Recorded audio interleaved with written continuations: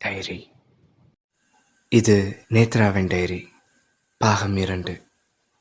அடுத்து அவள் எழுதினதில் ஒரு கோபம், ஒரு புரிதல், ஒரு தெளிவை பார்க்க முடியுது. வாங்க பார்ப்போம். ஒரு நாள் நீ இன்னொருத்தவங்களை லவ் பண்ணுவ, கல்யாணம் பண்ணுவ, அவங்களோட உன் ஃப்யூச்சரையும் பிளான் பண்ணுவ.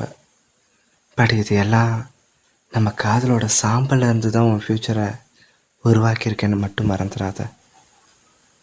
நான் உன்னை விட்டு போகக்கூடாதுன்னு நம்ம காதலுக்கு நீ கொடுத்த புது பேர் நட்பு. சேனலை மாற்றுறது போல நம்ம காதலை நட்பாக்கிட்டல. உன் வாழ்க்கையில் நான் இருந்து தடயமே இல்லாமல் நீ move on ஆகிட்ட.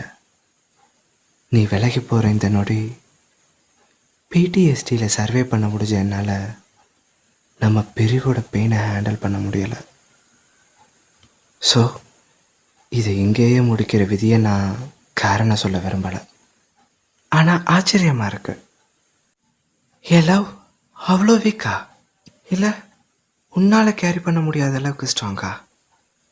But one thing, என் காதலுக்கு உரியவன் நீ கிடையாதுன்னு மட்டும் புரிஞ்சுக்கிட்டேன்.